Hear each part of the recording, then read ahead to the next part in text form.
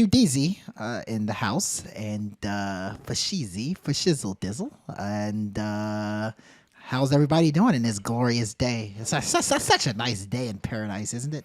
Just a beautiful day. Nice podcast. Yo, where did the Tide Pods?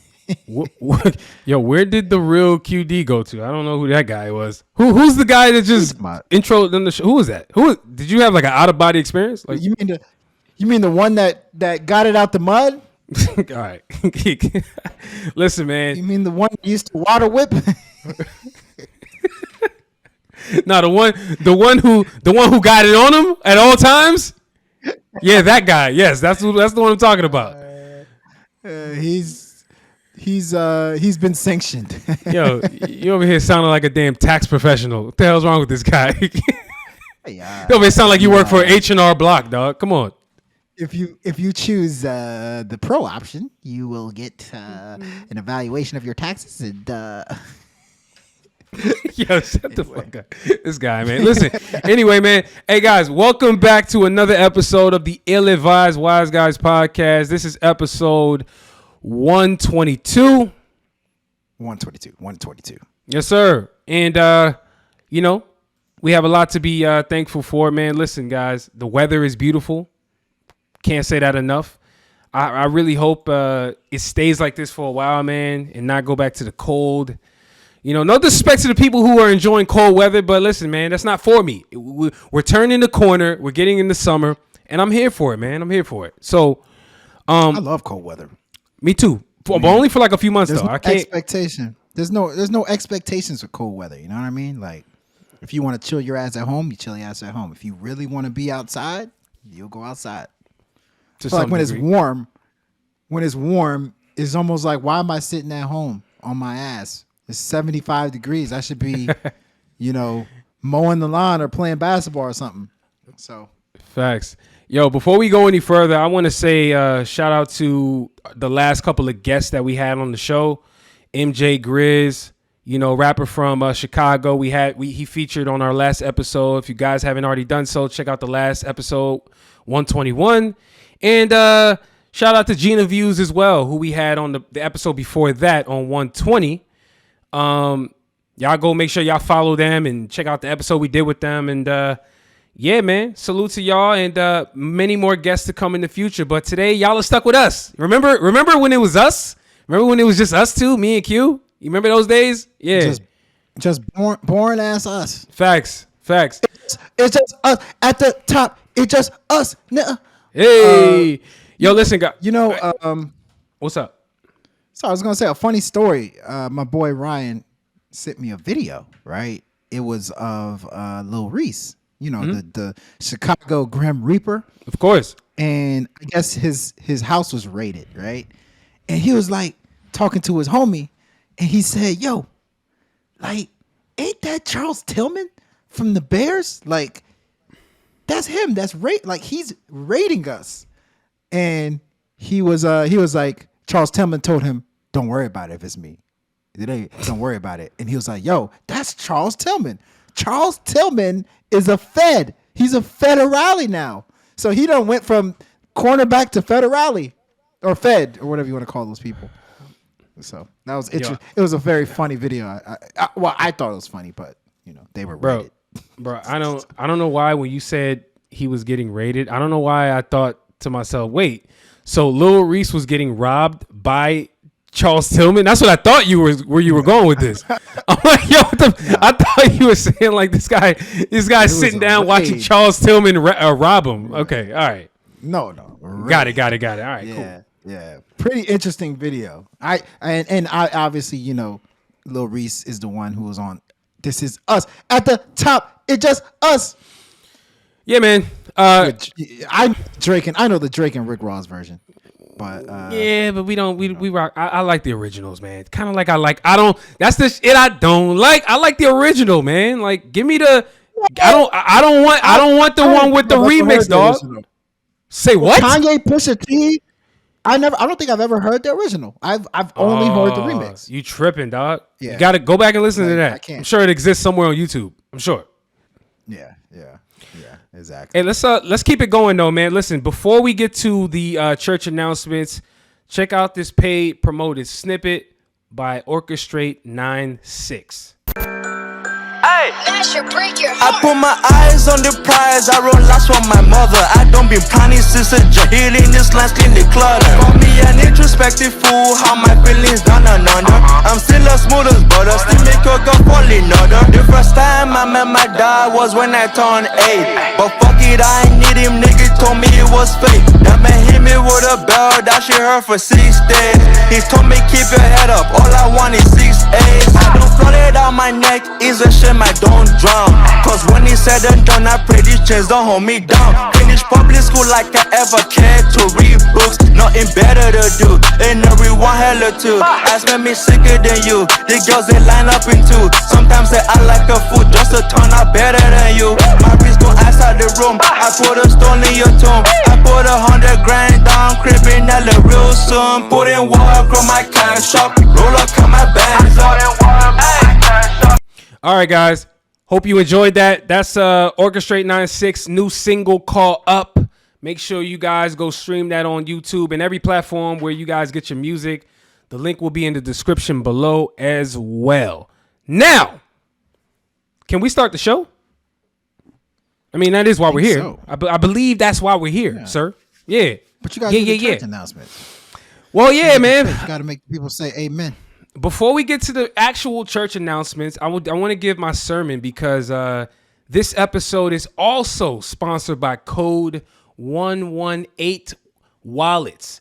Now, if you're watching this on YouTube, you'll see me twirling this wallet around in a very weird fashion.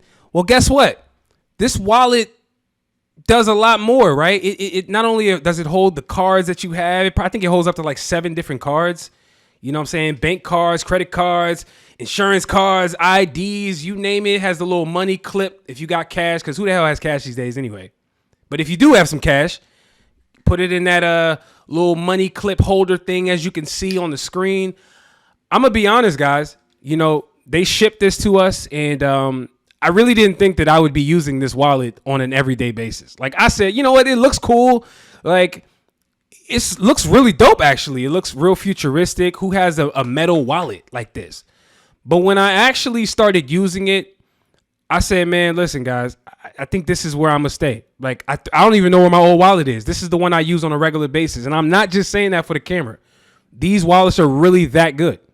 You feel me? Right, Q? What do you think about the... Show them the credit cards. Show them the credit cards and make sure you show them the numbers so that they know it's real credit cards. I just want to show them the little. This is all I'm gonna show them. Yeah, is the fact that it springs up. Look, you see the little clip right there at the bottom. Hit the little lever. Boom! Look at that, guys. Magic. This is not QVC. I promise you. Like Magic Johnson. Just magic behind the back. Could you do a behind the back pass with the wallet? Yeah, let's see. Hold on. Wait, you gonna catch it through the screen? Of course I'm gonna catch it. Oh shit. Yes. That's magic. Hey guys, look. I'm gonna say this right now. If you would like a wallet like this, you know, I don't want to hype it too much, but I will say from a usability standpoint, I really think this is like probably the best wallet I've had. But if you want a wallet like this, go to the description of this episode and click that link, and you'll definitely save a few dollars. You know, if you get you one. And guess what, guys? We're going to get a percentage if you do purchases. So with that being said, I think we should actually move on to the church announcements. But remember, go to code118.com to get you one of those and enter in the code in the description to get you a wallet just like that. Feel me? Code 118 wallets. Now, on to the church announcements. Now, we have a playlist. Yes, I said it again. 0 skips. It's on Spotify exclusively. If you guys want to hear indie music, music from underrated artists, you know, music from really artists that you probably never heard of, check out the playlist that we have, guys. It's called 0 Skips. It's on Spotify exclusively. You know, I think we're almost damn near at, how many likes do we have? How many followers? Damn near at 100. You know, it's growing very quickly. You know, so shout out to all the artists who've made it on the playlist so far. Shout out to all the artists that's trying to get on the playlist. And if you don't know about the playlist right now, I'm telling you now, it's a really good opportunity. Go stream it right now. It's in the description below. Next, make sure if you're watching this on YouTube, make sure you hit that like button. Yeah, right there, right down below. Right there, right next to the dislike button that they no longer show the amounts of. Hey, right there, Jake. Right there. Yo, I will say this about YouTube. I think it's super whack that has the world become that soft that we can't even know how many times your content was disliked. They don't even show the number anymore. It says like and dislike, and when you hit dislike, you can't see the amounts. That's kind of weird to me. I don't know. I like that. You like that? How you feel about that? That's productive. I mean, could you imagine? There's some good that happens with that, and there's some bad. Mm-hmm. I don't think the good outweighs the bad with the dislike button, because there's some people that can literally. Do you know how many times I go on City Girls videos and it's more dislikes than likes, and it's just because you just don't like City Girls. It has nothing to do with their talent. It's dislike, if you really think about it, is a pretty pointless countermeasure. If you like something cool, that means you support it. Dislike means I just don't like it. Well, look, okay. I'm gonna be honest. Just like that, you've convinced me. I think that is a productive move. Okay. Well, if you heard the breakdown that QD just did, well, hit the like button. Hit the like button for us. Help us grow the show, help us grow the channel, all of that stuff. But in general, if you're listening to this on your audio platform, just subscribe to the show if you really like our content. Right, guys? Q. Even if you don't like the content, just subscribe. Yeah, it costs you a handshake. We'll give you a handshake if you see you in public. It costs you nothing. How hard it is to get handshakes these days. Yo, there's a meme that I really like. It's not even a meme. It's like a reel, one of them viral reels that keep going on YouTube. Sorry, Instagram, and it's there's that dramatic music dun, dun, dun, and the dude's he said, my friends keep asking me, how come you're not famous yet? And then the music goes, dun, dun, dun, and he's like, yo, how come you ain't like my shit yet? You still haven't liked it. Yeah, you ain't like my shit yet. Why you ain't like my shit? I don't know. You guys know what I'm talking about. If you spend enough time on these platforms, you've heard that at least once or twice. But Q, what church announcement do you have on this episode? Check out ratingsgamemusic.com, aka RGM, aka one of the best music reviews / rating sites in the history of civilization. We got new reviews by T Grizzly's music. Trina and Lotto has a single together. Lizzo came out the woodworks and has a pretty cool single that has her sounding like Silk Sonic out there. And Gucci Mane, he has a scary ass, terrifying ass single. Check all three of those out at our site. Also, we have a video interview with the very talented Ivy, aka Rebecca. Definitely a video that I think is worth checking out. And we got a new podcast. It's called The RGM Show. We plan on putting all kinds of cool content on there, including video interviews. We're going to make sure we get real creative and have some fun with it on that podcast. So RGM.com, well, actually not RGM.com, ratingsgamemusic.com, aka RGM. Check us out. Facts. I do need to buy that. Actually, let me shut the hell up. Yeah, calm down. Ratingsgamemusic.com. Wink, wink, wink, wink. Wink, wink, wink. Yo, I think we're at the point. My wink eye is stuck. Yeah. Stuck, I gotta do the rest of the show like this. I think we're at the point. Yo, hey, calm down, man. Relax. Yeah, I think your eye gonna get stuck like that. Yo, look. I didn't mention this before, but while you guys are on them platforms like Apple Podcasts and Stitcher and whatever, man, leave us a review as well, man. I think what we're gonna do is the next person who leaves us leaves us a good or bad review, we will read it on the next episode. Guarantee you, word for word, and shout you guys out. Let's do that. Good idea. Yeah, man. But Q, what are we talking about on this episode? What we got? Ooh, we got a jam-packed show for you. We got 3 topics we're going to talk about. One of those topics is going to be about longevity. What is the definition of longevity in hip hop today? You know, there's some artists that have come out maybe 3 years in the game, and people are starting to say that, you know, they fell off or whatever. Is that fair? Would you call that longevity? That's one of the topics we're going to talk about. We're going to bring back the ill and the not so advised. I think that was a topic that resonated with people quite a bit from the last episode. For people that missed it, we're going to talk about some things that we liked and disliked in not only music, but just the entertainment industry in general. But first and foremost, the first topic we're going to talk about, numero uno, 1, is the pressure and expectations that young artists have to go through today. So this is a topic that I thought about throughout the week. So I'm a huge fan of the Coi Leray album, the Trendsetter. I'm a huge fan of the album. I think that, you know, she displays some very, very, how do I put it? She shows some great talent on it. Yep. She does a lot of things. She's very versatile. Her content is pretty good. I thought overall it was a good album, but you would never know it was a good album if you looked at the reception that it got on Twitter, even on Ratings Game Music. There's some people that commented and said, "You tripping? Why would you think this is a good album?" So,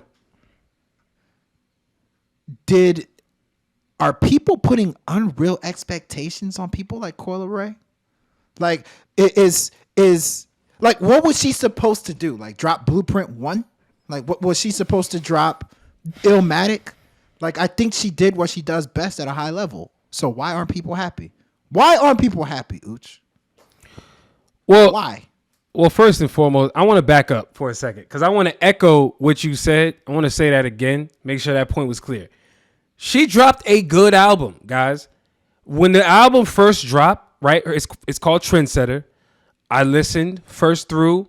I said, okay, this is pretty decent. Like, it's pretty decent. I went back for a second listen and I stamped it, at least in my personal opinion. I said, this is a very good album. Right. And I think that the complexity between where I think Coi Leray's music actually is versus her brand and what people think it should sound like, or probably or does sound like, it doesn't match. Right. Here's this girl who has become this TikTok star in a way. You know, she's at the forefront of like the new age artists where their brand of social media is just way bigger than their music. Because I will never forget, she was a XXL freshman and she was one of the people that I was saying, why is she on this list? What music has she really done to become a XXL freshman? Right? Fast forward a year later or whatever the case may be, she puts out this album, which I think is really, really good. Now, to answer your other question, or the only question you asked, I don't know, man. I don't know what people were expecting. But I think the reason why people are really going at her is because of the low number in album sales. I mean, let's just call a spade a spade. 11K. When people hear that off first list, when people just hear first listen, an album drop, it sold 11,000 records, 11,000 copy equivalents in the first week. That is automatically associated with a flop. I mean, let's just be honest. Now, to me, I want to throw this right back at you, Q, because I want to have like an actual back and forth convo about this album, just so that we're not really repeating each other's points and going, you know what I'm saying? Like, I think it's important. What were your expectations musically of Trendsetter? What did you think Coi Leray was going to put out? And I think if we understand that, we can maybe get to album sales, what she does musically. You know what I'm saying? We can get to that debate.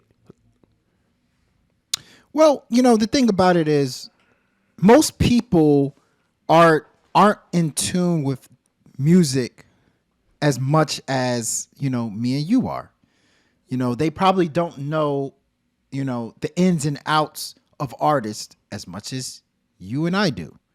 So I saw the Coi Leray freestyle, and I understand why people would think she's a troll overall as an artist. But then I also heard songs like Anxiety that she released as a single. I heard another song that I absolutely love. What's that song called? Oh God. But I heard some songs. The one with Nav? You mean the one with songs. the one with Nav Klingy? No. These are songs that came out before the album. Oh, No Parties. So she had not even No Parties. She has a bunch of songs. I'm gonna pull it up right now. Twinning Them. She has a bunch of songs. Not even Twinning Them. Twinning Them is very good. Twinning Them is very good. The song. She had a song with Kodak Black called "At the Top." At the top, we get lonely. People don't understand. We don't lonely. We get lonely at the top. We get very, very, very good songs. So, as I'm hearing all these singles that she's putting out, because as much as you can say, oh, she's not a good rapper this, she's not a good rapper that, you cannot accuse her of not putting out good singles. Twinning Them is fantastic. Anxiety is fantastic. At the Top is fantastic. The song with Nicki Minaj is fantastic. No Parties, quirky as hell, but fantastic. So if you're basing it off of that, then it's not surprising that she put out an album, a body of work that's pretty good. It's not surprising. I mean, do you know what this is very similar to? And I know people are going to probably kill me on this one. Coi Leray reminds me of XXXTentacion. People want to praise XXXTentacion for 17, like me and you did, and his question mark album, like me and you did. But before those albums came out, XXXTentacion was trolling. He was dropping all kinds of crazy stuff.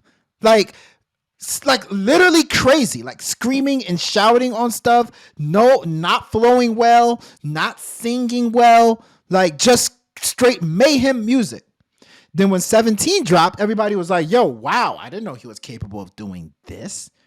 That's exactly what Coi Leray is kind of going through right now. People are seeing those freestyles where she's clearly trolling.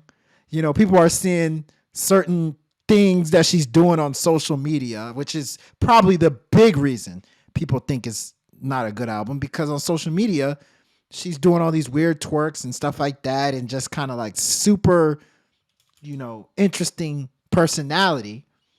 But if you actually pay attention to the songs at the end, her label was pushing, her management is pushing, that she is pushing, there's no way that you could think that she'll fail. That the album will be bad. Right.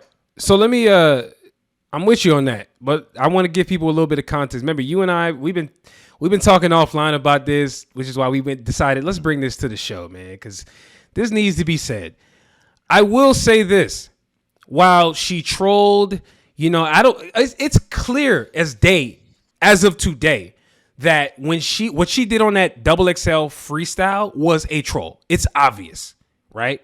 Because you listen to her music, and yeah, there's elements of that quirky style.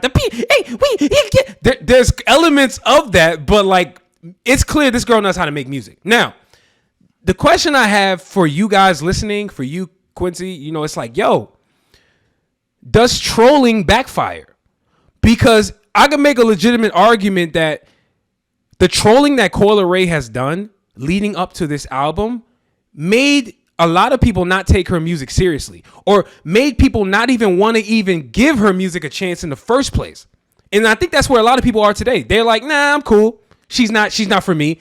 That's like when people don't want to hear something, or they want to respectfully say something's trash, they say, nah, that's not for me. I'm like, what do you mean it's not for you? Nobody asked you if it was for, is the music good or not? Nah, that's not for me. I understand it's not for you, but that's where I'm at with it. It's like, I think Coi Leray, she did a good job at getting people's attention on social media, but I don't think that those numbers support where I think she was trying to get people to like listen to her music with. Like, you know what I'm saying? Like, it's like 11K. it's, to me, that's a respectable number as a new artist. I mean, what do you really expect? You expect them to do 50? She's not really that big of an artist, because when you put it in perspective, I got to throw this in there real quick, and then you can jump in. Remember Lotto? Lotto just dropped her album a month ago, 3-4 weeks ago. Lotto sold 20K the first week, and I don't want to be this person to get all up to speed with the numbers, because I'm here for the music first. But we saw Lotto's promo, we saw her rollout, which I thought she did a very good job rollout wise on that album, and she only sold 9,000 more than her on the first week. I think there's way more people who are willing to stand behind Lotto as an artist and say she's the next chosen one, blah, blah, blah, blah, blah, when in reality, she only sold 9,000 more first week copies. Q, what are you about to say? Well, I mean, I hate to beat a dead horse, but, it just goes back to the men. Men are still the gatekeepers of music. And like when you allow men to be the gatekeepers of music, like us as men, we tend to just dismiss women rappers, particularly rappers, not necessarily singers. Like Tekashi 6ix9ine trolling from day one. He sold 100 and something K in his first album. He continued his trolling on the album. He sold well. Young Thug. Young Thug has a very similar path to Coi Leray. First couple songs, he's trolling, he's wearing a dress, he's doing all kinds of stuff. Like, he sold very well, But when Coi Leray does these things, it's almost like like when a woman does it, I feel like it's dismissed. Like City Girls, right? City Girls, they're not doing anything different than any other person's doing. But for some reason, when City Girls does whatever, it looks bad. It's it's dismissive. You like City Girls? Really? Why would you like City Girls? So Coi Leray I put her, and I know people, once again, people are going to kill me. Why would you put Coi Leray in the same, topic as Young Thug? Look at their career trajectories to both start out very similar. Very, very, very similar. I actually like that comparison. We praise one and we trash the other, And so I think at the end of the day, you said, does trolling affect, or I don't know the word you use. You said does trolling is backfire. It backfires for women. It backfires for women. Because when a man says an artist is a joke, when a man says an artist is trolling, it just resonates for everybody else. And I think that's what's happening right now for Coi Leray. I want to say this. I don't think it's fair. I want to say this because first of all, you made some good points, and I like those comparisons too, especially the XXXTentacion. That's actually that one is more, I think, appropriate than Young Thug, even though I'm with you on the Thug one too. One thing I will say about Coi Leray and Lotto, because I'm throwing her in this just because I think it's important for the point I'm making is, one of the two things that I think they do well as women in rap, or whatever you want to call it, is they come up with subject matter that is not always catered to women. Now, I get it. They are women and they say a lot of stuff that obviously women can relate to. But my point is, like, if I get into the nitty gritty details of music and why their fan base is what it is, these are the type of conversations that I think we got to start having when we try to understand the artists that can resonate or appeal to like the opposite sex, right? There's a reason why you're not really going to hear a lot of dudes championing the City Girls. Is because their perspective in their music is very one-sided towards the women that are doing living that particular type of lifestyle. Whereas if you ask me, Lotto, she does a good job at like straddling that line of like intriguing guys enough to want to hear her shit too. And I think that Nicki Minaj actually did that when she was like at her heyday. Like Nicki, whether it's throwing in references of like hip hop, sports, basketball, figuring out ways to like get the guys involved and listen to them. I think they all do a good job at that. What's up? But I think that what you said right. You said, city girls mainly cater to women. There's A specific type. Yeah, for sure. Okay, let's say a specific type of woman. There's men that cater to a specific type of man. Of course. Like Future caters to a specific type of man. Like, but Future is easily one of the biggest male artists in hip hop. So if the world we live in really is 50-50, actually it's probably 51-49 men, women. Like, which is not. It's not true. Be a problem. It's not. What is it? There's way more. It's way more women on this planet than men. It's about 51-49. I don't think so. Okay, but whatever. I'm not. It's about 51-49. That's neither here nor there. That's neither here nor there. But that's not a sticking. It's not a sticking point. So, if that's the case, there should be enough people that are championing that sound. So I think it's like I said. It's like when a man, because let's be real. I don't think many women are going on these hip hop sites and going into the comment section, because for some reason men are the ones that be bored as hell making all these comments. Oh, Coi Leray sucks. Oh, did you actually hear the Coi Leray? Like, majority of that type of convos are coming from men. Majority of the time is men with these negative comments. Women, if they see another woman's doing well, they actually support it. So I think at the end of the day, the way us human beings are, the way we operate, we tend to look at negative comments over positive comments. And there's a bunch of us men that do not like Coi Leray's sound that are giving negative comments. Yeah, for sure. Look. I think I look. I want to move. I don't think it's coming mainly from women. I don't think it's coming from women. Well, same thing with Megan Thee Stallion. It's not coming from women. Here's the thing with the negative comments. You may have a point there. Look, here's the thing, man. Like, who the fuck really knows who's out here trolling? A lot of these people be making burner accounts. It's faceless accounts a lot of times. I don't know if it's coming from dudes or women.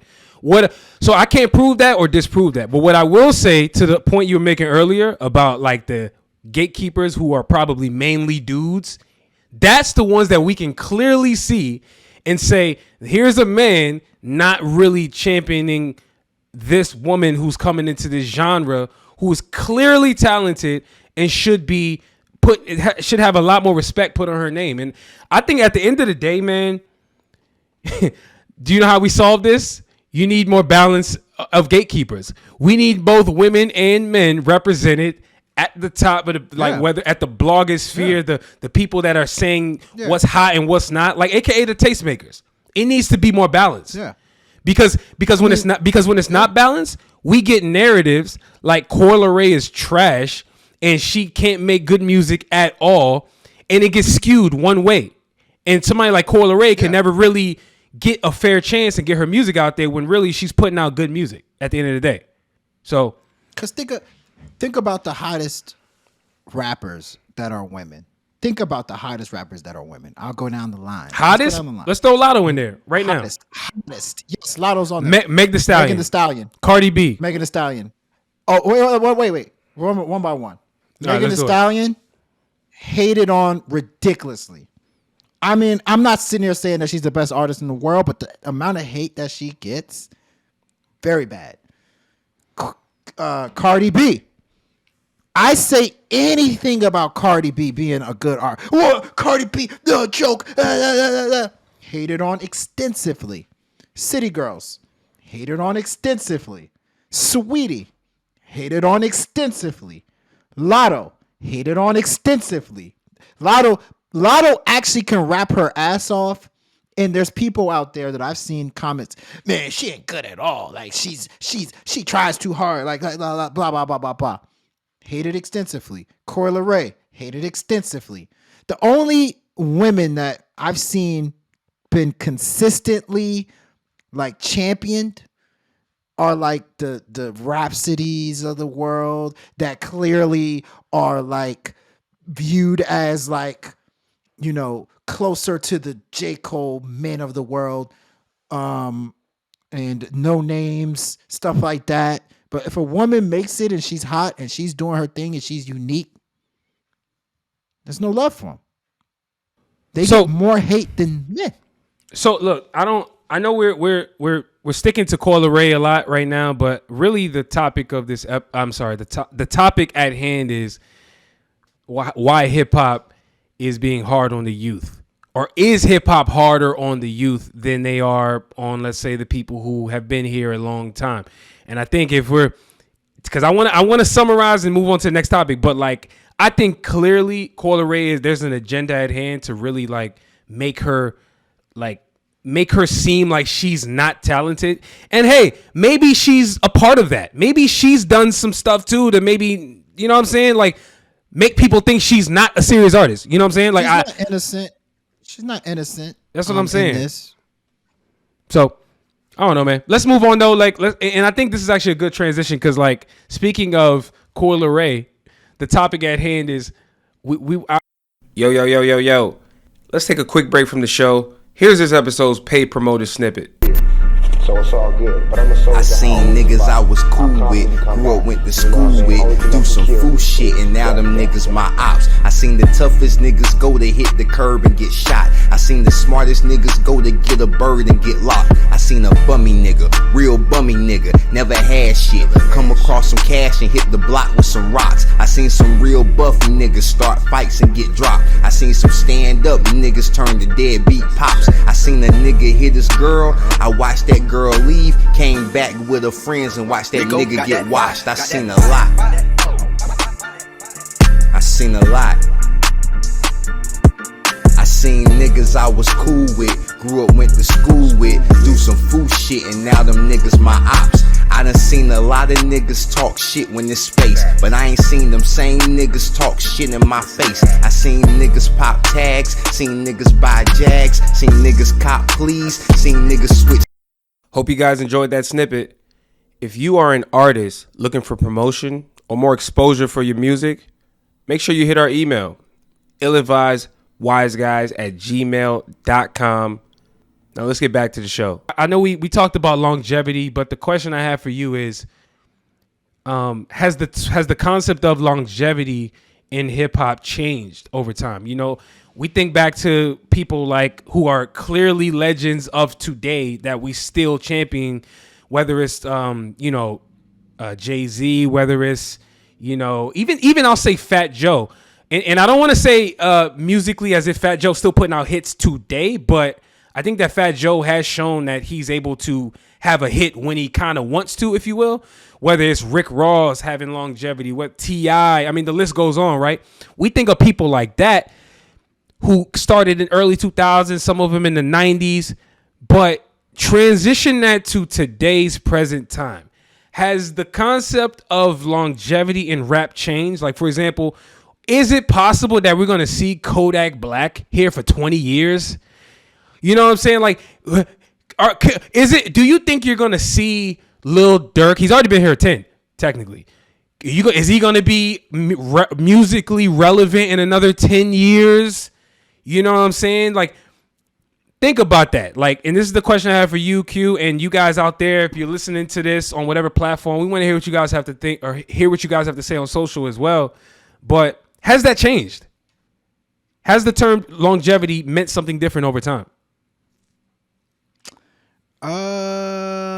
Yes, it has changed. I think it's in this day and age, it's pretty impossible to stay. Sorry, I have my alerts going on. It's pretty impossible in this day and age to stay relevant.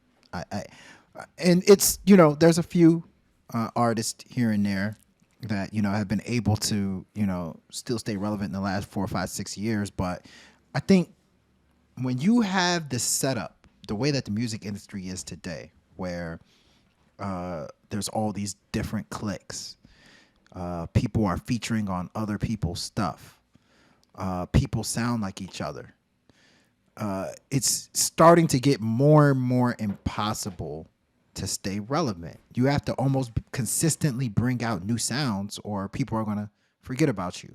Like, you know, one name that comes up, we always bring this guy's name up for some odd reason, but Logic is somebody that comes up to me. Logic, if you really think about it, Logic had about a 2 or 3 year run, right? So Logic has always been a name in hip hop, right? He's had these mixtapes, Bobby Tarantino, underground rap guy. And when he finally exploded onto the scene with his 1-800 song, like, he was popping. Logic was the man for about 2 years or so. Then 3 years, 4 years, down. Now I would say Logic is no longer a major artist. Like, I don't think people are checking for Logic as much anymore. And that was 4 years. Here's the thing. I would say Logic stamped himself as somebody with longevity. I would consider that a successful career. If Logic never came out with another album, I would say Logic had a successful career. I don't think you can say that for people back then. Like, now, for every Logic in the early 2000s, we had a person like Jody Breeze, or we had a person like Murphy Lee, or we had a person like Young Jock, right? Where Young Jock had about a 2, 3, 4 year run just like Logic, right? Didn't he? I wouldn't necessarily say Young Jock had a successful career. Well, would look, you say he had a successful career? I would say Young Jock. I would say Young Jock had a successful career. You know, but here's the thing: people judge success by different measures, right? So, I mean, it depends on what was the expectation out the gate. To me, that judges how successful your career is or will be, right? You, for example, let's think about sports. If I'm a first round draft pick and they were like, yo, listen, this guy is going to be the future of the franchise, blah, blah, blah, blah, blah. And then you fizzled out after a year or two. Well, guess what? The expectations were that you were going to be here a while and you weren't. Therefore, you've had an unsuccessful career. I think the same applies for rap. It's like, what was the expectations out the gate? Were people like, yo, he's that next dude, or no? Because think about it. I give you a good name, Corday, right? This is the person that I'm monitoring. Corday has had hella stamps, right? Stamp after stamp of approval from all the legends. Dr. Dre, Diddy, you name it, right? He dropped an album. I don't think the album was received super well. I thought people were like, it's okay. Where will his career go? What's the trajectory realistically? Where will he land? Because I think that if he's not around for another, in my opinion, 6 years and like musically relevant, people are going to look back and be like, yo, Corday was a failure. It's kind of like what's happening with Chance right now. It's kind of like what's happening with Chance. People are kind of looking at Chance like, bro, like if you don't redeem yourself, if you don't become the guy who we remember you kind of were, we are going to look at you like your career was ultimately and overall unsuccessful, even though you had a little run for about a year or two where you were like the man. You see what I'm saying? Well, so kind of going back to my soliloquy, I think you mentioning the NBA, that's a good point. I mean, and everything that you just said is a good point. But like, let's go back to the NBA, right? One of my favorite players of all time, Gilbert Arenas. Gilbert Arenas' prime was about 4 or 5 years. When he was on the Wizards, about 3, 4, 5 years, he had a prime. The rest of his career, nothing. I would say Gilbert Arenas had a successful NBA career just off those 4 or 5 years of his prime. And so Logic, the reason I would say he had a successful career is because when Logic was in his prime, he had some hits. Like, Logic was looked at as talented. When Chance the Rapper was in his prime, he was looked at as a super talented person. Okay. Those two, I would say, have solidified themselves as a successful career. Now, somebody like a Corday has had potential, but I don't think he has reached his prime yet. that is the scary thing as an artist. If you never reach your prime, I can't say you had a successful career. I don't think Corday he's yet to reach his prime yet. And the thing about, and kind of going back to, sorry, I'll let you go after this, but going back to the whole longevity thing and how longevity has changed in today is so many artists these days are reaching their prime. So many of them. Like, there's some people that reach their prime for 3 years, they're done, successful career. You know, like for instance, Lil Uzi Vert doesn't have to drop another album. He's already reached his prime. Trippie Redd doesn't have to drop another album. He's already reached his prime. I think that was an issue back then. Artists weren't reaching their prime. Like Murphy Lee, I thought Murphy Lee had next. He never reached his prime. You know what I'm saying? So I got a question for you though. You know why this is such a good convo? I'm gonna tell you why this is such a good, because I could probably have this convo for 3 hours, but we're not gonna do that on this show. This is such a good conversation because what determines somebody's prime? And as you're talking, I'm like, that is even a subjective terminology we use towards artists, because you know the person that stuck out to me as you were talking? Kanye West. I can make an argument that Kanye West reached his prime every time he dropped a new album, probably until Yeezus. But realistically speaking, in terms of music, My Beautiful Dark Twisted Fantasy is probably the ultimate prime that he reached. But are we gonna say that when he was at when he was at graduation, I'm pretty sure, you know how many people probably been like, yo, Kanye's at his prime, and then he went another level.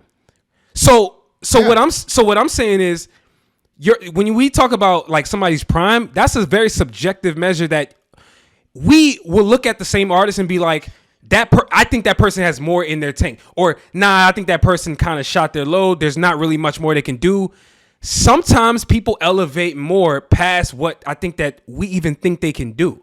You get what I'm saying? And that applies to sports. That applies to, like for example, think of Jimmy Butler. Perfect example. You know how many people probably said, yo, Jimmy Butler reached his prime when he was averaging 3 points per game and nobody thought he could be anything. And then he went to a whole nother level and shut everybody up who thought that he wasn't shit, or who thought that he could never become an 18 point per game scorer, 20 point per game, 25 point, lead a team to the finals, right? You see what I'm saying? Like, it really just depends. Like, how do we judge somebody's prime? I don't necessarily say that's reaching prime. Like, to me, reaching prime Yeah, I want to hear your definition. That is exceeding expectations. That is exceeding expectations. Now people with Jimmy Butler, people are like looking at him like at that time, like, yo, wow, I didn't know you were capable of doing that. And once they notice that they're capable of doing that, when are you going to put up a season that is like, wow, you blew me away? You know what I'm saying? So like, his prime's going to be completely different than Bradley Bill's prime, or, you know, every single human being on this earth has their prime. Thank you. You have a prime destined for you. So many of us do not reach that prime. So many of us don't even know what our prime is. Thank you. So Trippie Redd, to me, right, as an example, Trippie Redd showed his potential on a whole bunch of songs, but I thought he reached his prime when he dropped his first debut album, his second album, and I'm like, okay, I already knew you were good, and this is the exact type of music I think you should make, and this is how it's resonating with people. You got it right. You know, T.I. reached his prime. King, I knew you had potential, and there you go. Like, you made exactly, like, you can probably do better than this, but you got there. And I think as long as you got there, you've had a successful career. And, you know, if you can stay there for a couple years, maybe 2 or 3, I would consider that a long career. Like, and you had longevity. Yeah, I think you can. Yeah. It's not about how long you've been out, because Snoop Dogg has been out for 30 years. We're not gonna praise him for longevity, the fact that he's been out for 30 years and he drops 1-2 songs every once in a while and be like, oh, he's been out for 30 years. No. How long has your prime been? Yeah, I think Drake is an anomaly. I think that's really what it is, right? Like, to me, when I hear the word prime, my definition for that is the word I use is potential. How are you operating at your peak, right? Are you operating at your maximum potential? And so what I mean when I'm bringing up all these sports analogies, it's like, it's so subjective because I can look at an artist, I can look at an athlete and say, this person is operating at their peak. But a lot of times we don't know shit. And that person will be like, nah, dog, I'm going to put in more work and I'm going to get to another level. And so, hey, listen, you might be right about Trippie. You might be right about some of these other dudes. But I do think that, like, to kind of go back to the topic, the way we judge longevity in rap, in particular rap, has changed. Especially with the streaming era, especially with TikTok, especially with the way music has become so fast food. You need to put stuff out. I think that that Pusha T in particular is showing he's doing a hell of a good job at showing at defying rather the idea of longevity. Like, the fact that this man is still out here and people are still talking to him and his music is still doing. It's part of a conversation 20 years after interested. Exactly 20 years after dropping Lord Willin'. That's kind of wild to me. That is optimal. That is optimal level of longevity right there. 20 years. When we last saw you, so that's another thing too. When we last saw you, was your album good? Was your song good? Like, Daytona was Pusha's last major release. And phenomenal. It's fantastic. Like, what the hell is his name? Chance the Rapper. Sorry. Yeah. Chance the Rapper. Chance the Rapper could have rolled out Coloring Book for about 6-7 years, and people would have still thought he was a freaking a phenomenal artist that everybody thinks has next and all this. Once he came out with that second album, then it was like, damn, the last taste we have in our mouth is that album. Yep. He could have rolled out his longevity if he did not bring out that album after Coloring Book. So, like, at the end of the day, I think your prime, it's about reaching your prime and then staying there for a couple years. And that, to me, defines longevity, because people are going to sit here and say, like I said, Snoop Dogg, maybe like once a year, 2 times a year, he hops on people's songs. Maybe he'll drop an album. Yeah. But would you consider that longevity? Like, not musically, not musically. Exactly. He's an icon. Like, I don't think that's fair. Would you consider the fact that Too Short, every once in a while, Too Short hops on a song and people are like, oh my God, it's Too Short, he's on the song. I wouldn't say that I would consider that a 40-year career. You know what I'm saying? Like, I think that's the mistake. That's the thing that a lot of musicians are lucky. Like, a lot of musicians can say they have 40-year careers, but you didn't come out with anything for like 20 years, 10 years. Well, you get what I'm saying? Well, here's the thing. I think here's what we're missing. Janet Jackson can say it. Yeah. Janet Jackson could come out with something tomorrow and they'll be like, Janet Jackson has a 40-year career, but she hasn't dropped anything in 20 years. Here's one thing that I think we're missing, and I think we should move on to the next topic after this. But I think it was MJ Grizz who kind of brought this up on the last episode. He was. I don't remember the exact convo, but yeah, something about like how we were talking about how artists, is there ever a moment where they can kind of turn off their artistry? And he was saying that your brand never stops becoming a brand. I think that nowadays that was such a good point. And then when he said it, but even I'll transition that to this conversation. The brand of an artist has become bigger than their music a lot of times. And so when we talk about longevity, a lot of times it's not music longevity. It's, does your brand have longevity? Snoop Dogg has defied all odds. The man don't need to put out music ever. He don't need to touch the microphone ever. We don't ever need to hear music from Snoop Dogg ever again. I don't even want to. but his brand is carrying the load. That's longevity. Oh yeah, his brand is amazing. Yeah, like Snoop Dogg has one of the best brands in the history of entertainment. Facts. But I wouldn't say that's a longevity in music. I Like didn't say music. I just what I'm saying is I think the definition of longevity is changing. It's no longer about music. It's about like, all types of stuff now. If we literally keep it at music, longevity is a 3-year run at your prime, because at the end of the day, music is a freaking high turnover world. 100%. You know how they say that with your job? Like it's every 2-3 years you got to switch out, jobs. Music is not meant to have people in there for 10, 15 years, especially not in these days. Back in the day, Michael Jackson, whatever, all we cared about was Michael Jackson. We cared about Prince, blah, blah, blah. You had your favorite people. It was a handful of people.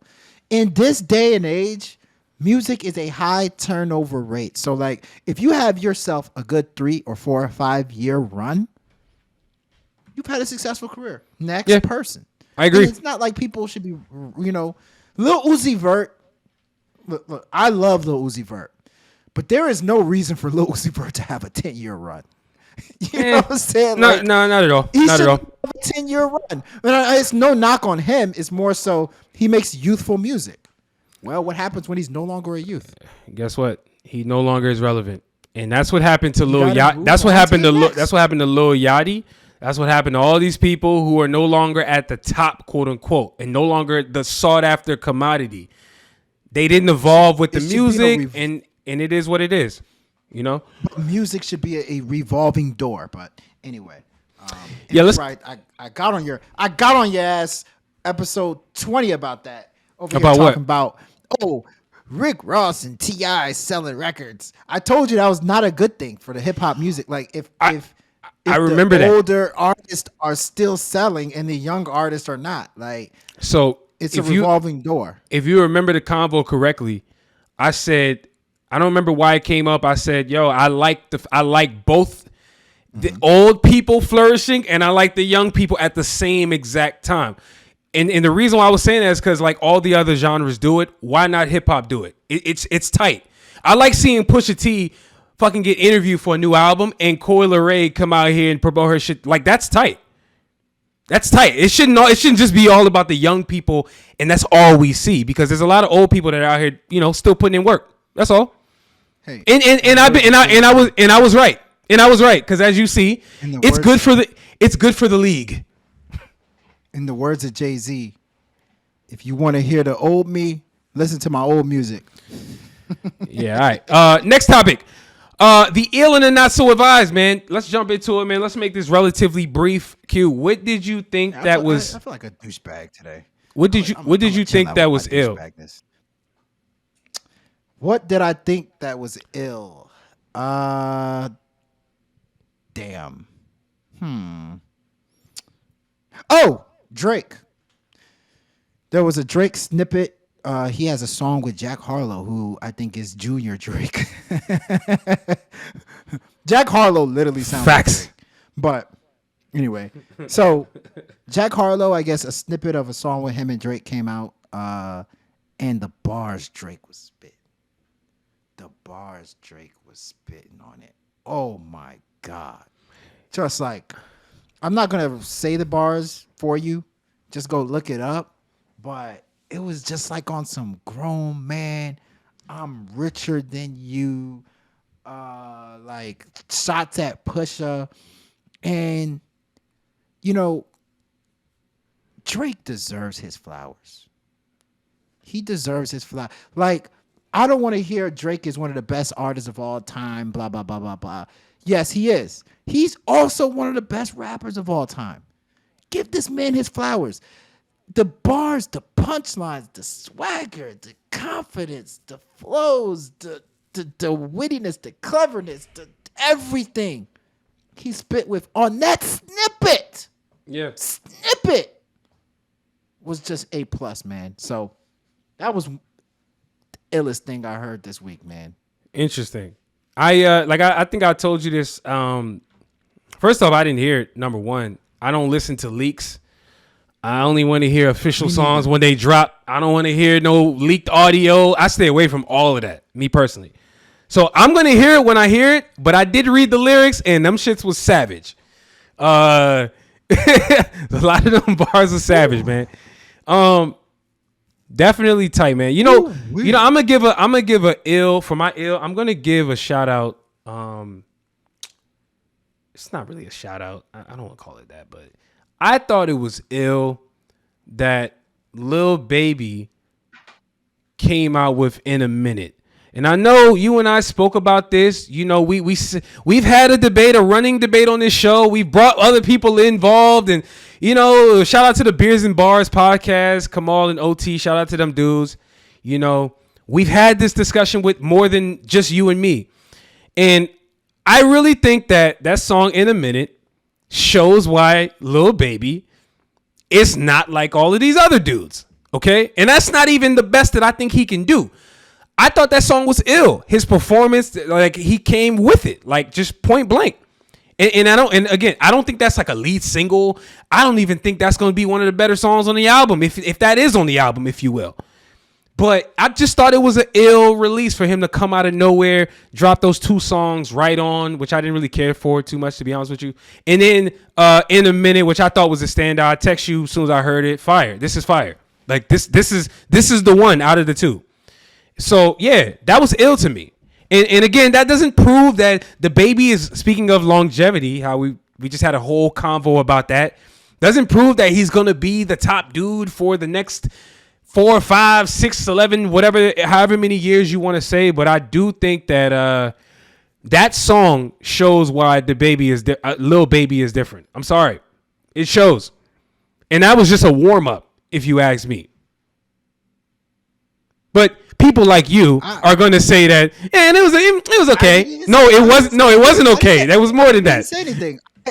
I actually really like that song. I mean, I think it's daring, the fact that he decided to hop on that beat. The beat that he hopped on was like a flipped version of Pound Cake, Drake and Jay-Z Pound Cake. Which, by the way, I said on my site on Ratings Game Music, I said, "Yo, could you imagine the pressure of the person that made that beat?" Like, hey, Tom, we need a beat for Jake and Jay-Z to spit their most intimate bars of all time on. Like, could you create that?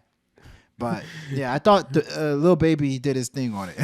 Hey, listen, you know what's crazy though? Did his thing. You know what's crazy? How crazy is it that Drake is being sampled? Just think about that. I know. Just seriously think about like the fact that Drake. This is not some old act. Drake, who's still musically relevant today, is being sampled. His stuff is being sampled. That's kind of to me. Is that not crazy to you? It's crazy. It's crazy. It's not that crazy, bro. That's wild. That's nuts. It's not that crazy. That's not supposed to be happening. I get it. Nobody is sampling. No, people usually get sampled when they're no longer musically relevant. When they're no longer musically relevant, okay? Like, Drake is still out here making waves, dissing Pusha T, and featuring with your boy Jack Harlow. Stop it. He's not supposed to be getting sampled. Stop it. What I said? No. Nas sampled himself. Nas did Thief's theme. He literally took the same beat that he did. Hey, listen. From a song 3 years before. Hey, brother. That's impressive. Nobody said you can't sample yourself. Hey, for real, sampling. Take the same beat. Bro, sampling yourself is pretty fire. I'm not gonna lie, but sampling somebody else that's still musically relevant and arguably in their prime is unbelievable. I'm sorry. Hey Q, what did you see that was not so advised? What did you not like out here? Oh man. So what I did not like is I'm trying to say this in a way that is respectful. I'm gonna do my Stephen A. Smith. I'm gonna preface with comments. I wanna yeah. The Kardashians. So, boy, what did they do? Ultimate respect. The Kardashians are hustlers, right? I have ultimate respect for them. I think what Kim was able to build, the empire their mom was able to build, it's admirable that they were able to put on every bit of their family on. Like, this is the stuff that rappers talk about. Like, T Grizzly dropped an album and he was talking about that quite a bit, putting his family on and stuff like that. This is admirable. They've actually done it. Every one of their family members is a millionaire. And at the end of the day, a lot of people say, oh, Kardashians, they're not hard workers. I think they're pretty hard workers. Like Kim K is doing her bar exam and, you know, all that stuff. Very hard workers. But this exploitation is starting to really annoy me. Like, I was actually one. I you know, when wifey says, you know, she's watching TV, whatever she's watching, I say, oh, that's cool. Like, I don't judge you. Like, if you're gonna watch Real Housewives, if you're gonna watch Love and Hip Hop, I don't judge you. Like, it's cool. Like, TV's entertainment. The one show I tell her not to watch was Kardashians from E. or not tell her not to watch. Sorry, not tell. I say I don't want to watch it. Like, I don't want to watch. I don't even want to hear it in my vicinity. If we're gonna watch TV, like, I don't want to watch that show with you. So I don't watch that show. So I found out that it was canceled, right? And I'm not gonna lie, I was happy because I was like, that show is just, it's bizarre. It's exploitation at its finest, right? A couple months later, they're like, the Kardashians are back and now they're on Hulu. What? And in this show, Kim is gonna start talking about Pete Davidson, and clearly the Kanye drama is gonna be brought up, and the you know, the sex tape with Ray J. They're talking about that with Whack 100. I'm like, that's sick. Like, this whole thing with Kim K and Kanye and family members involved, kids involved. This is not funny. This is not supposed to be entertainment. One of these people are going through a mental breakdown. And it was kind of used as promotion for their new show. I think at a certain point, enough is enough, guys. Like, at a certain point, we got to call out exploitation. This is exploitation of everything. This is exploitation of mental health. This is exploitation of family issues, of divorce, of sex tapes, of Ray J, all around. And I just think that at a certain point, man, like, we got to have dignity, guys. Dignity. You know, hey, shout out to Martin Luther Q. Hey, Martin Luther Q. That's the name I'm gonna call you when you start to get woke. Okay, listen, you're right. You're right. Lying? I was gonna say no. You're right. You're spot on. Everything you're saying is right. As a matter of fact, that's how I always felt. I can't stand. I actually cannot stand and watch or even stand by half of the shit that they do. But, you know, I keep my mouth shut because you just sound like a hater when you start saying stuff like that. Yeah. That's why you got to preface your comments. You got to preface your comments. You know, listen, I'll echo it, but it's like, man, at the end of the day, man, they're business people. I know it can be distasteful because it's at the expense of their family, at the expense of somebody who's a part of our culture, Kanye, who's touched our life with music. This man is over here on the beach in an island somewhere, according to Fabio Foreign, trying to regain his mental state. Like, I saw a tweet. Fabio Foreign was like, when his album dropped, he said, Kanye is the only person who has spokespeople. Like, not official spokespeople, but other people speak for him. It started with Justin LeBoy. Now it's Fabio Foreign. He said, yo, hey, Kanye good. Antonio Brown. He said, yo, Kanye good. He's just on the island somewhere trying to get himself together. Like, it sucks that it had to be at the expense of him. But yeah, I agree, man. That shit is super nasty. A lot of stuff that they do is super nasty. It's nasty behavior that should not be okay to just be out here in the open. Like, it's distasteful. It is. And it's I mean, obviously there's the whole race thing about it. Like, I don't think, by no means do I think they're racist or anything at all. Don't get me started on that. I don't. But it's like, at the end of the day, like, when you're doing these shows and stuff, you're dealing with black men. Like, you're putting this circus out there and there's black men involved. So it's like, you know, I didn't think I refuse to touch on the topic of Kanye and Kim and Pete and the family and kids, because I just don't do that. And I thought that they were going to be decent enough, which look, I don't know if it's going to be on the show. I'm going to assume it's going to be on the show. But I hope that they're decent enough to not put that on the show. Even though the show is representative of their life, but I thought the whole point of canceling the show was so they wouldn't do stuff like this anymore. Yo, look, man. You know, it's just a bad example, man. Like it's toxic. It's toxic. Bro, I agree with everything. I agree with that statement 100%. But, people are still going to watch and they're still going to love it for the entertainment. Because you know why? People are weird and they're obsessed with other people's trauma and drama. They're obsessed. They can't get enough of that shit. It makes people's lives more interesting to watch other people's drama. I've never been that type, but hey, to each his own, That's the reason why people loving hip hop. It's the reason why people love Housewives of Atlanta, Housewives of this and that, because love lock up. Yeah, bro. Yo, listen. That's my show. Yo, I said I wasn't gonna for my not so advised. I said I wasn't gonna mention this, but I gotta do it anyway because I gotta use it as an example. This is more of a teachable moment for potential parents. For speaking of parents, right? Kim Kardashian, Kanye, they have kids, and at the center of all of that mess is their kids. But neither here nor there. I think that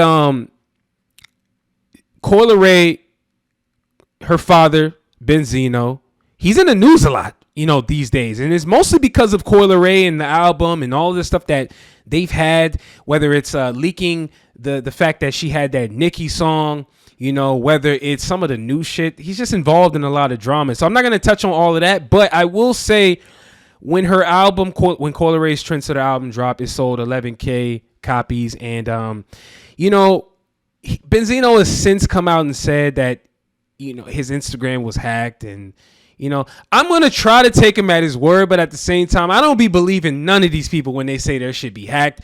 Because Jordan Lucas said the same thing right before he apologized. So he was joking. He was joking. He said, "Yo," he said, "Yo, the Russians hacked me." Yeah, he did say that. Yo, that's the funniest shit ever. But no, the point I'm actually making is Benzino, he started clowning Coyle Ray's album sales. And I'm like, bro, in my mind when I first saw that, I was thinking, bro, in what world, seriously, in what world does a family member, not just a family member, a parent, clown their child for what is perceived a flop when we already, you and I had a conversation and we said, yo, 11K ain't that bad. What did y'all really expect? Right? When you use that perspective, was it really a flop? I just think it's super corny and super whack for parents. I'm not going to say this about Benzino because he may have really gotten hacked. All I'm saying is for all you parents out there that are out here not supporting your kids and you're publicly shaming your children, bro, that shit's corny. I'm sorry. That's corny. That's whack. I think that kids need love and support, not public shame and humiliation. You know what I'm saying? Let the people who don't know them troll them online. But when it comes to family, that's kind of weird for your parents to be shaming you in public. So again, Benzino, I apologize if you really got hacked. I'm sorry. But if you really did that, you're kind of whack for that, my guy. You're kind of whack for that. So that was not so advised for me this week. Yeah. That was not so advised. I didn't like that. That didn't feel right. It just seemed real weird. So we don't know if he was hacked or not, right? But what we do know is that there has been tension between him, Coy, and Coy's mother, right? So yes. Super uncomfortable to see in the spotlight. Super uncomfortable because, at the end of the day, if you're doing this behind closed doors, right? Like, let's not act like this world doesn't have a whole bunch of bad fathers out there. You know what I mean? Like, facts. There's some fathers out there that are doing some effed up things to their kids, but a lot of it is going on behind closed doors. I think the thing that makes this so uncomfortable is that everybody is seeing it. Like, Coyle Ray's supporters, Coyle Ray's haters, Coyle Ray's potential business partners, Coyle Ray's family, Coyle Ray's cousins, Coyle Ray, everything. Everybody is seeing it. And they're seeing it from both Benzino and Coyle Ray's perspective. So that's the thing that's pretty sad about the situation. And, in conflicts between family members, there's no winners. There's no winners. Yeah, I don't even mean to. Yeah, I don't even mean to get involved. No. Like, this is not me trying to be involved in other people's family business. Everybody has their own dynamics. It's just more of a PSA to people out there. It's like, yo, if your family member is out here already receiving a lot of hurt and shame from the world and the public, yo, you should probably not try to add on and pile on to that. Like that's not really cool. This is not me saying anything about Benzino. I don't, like I said, I've been hearing news and like them going back and forth. I've been hearing about that. And, even the fact that we're hearing about the tension between the two, it's not a win-win. It's not. Hey, listen, prayers for everybody involved, man. Listen, I think on that note, we've reached the end of the show. Hopefully you guys enjoyed the conversations we've had on this episode. Stay tuned for more episodes in the future. We drop every 2 weeks. If you made it this far, make sure you hit that subscribe button. Make sure you like, make sure you comment, make sure you subscribe. Make sure you follow us everywhere. And I guarantee you, if you join the discussion, we're going to hit you guys back and try to make you guys a part of the show some way, somehow. And so with that being said, I think it's time to get up out of here, Q. What do you say to that? You think it's time? Yes, I think so. Until next time. And as always, if you're giving advice, make sure it is ill. Yes, sir.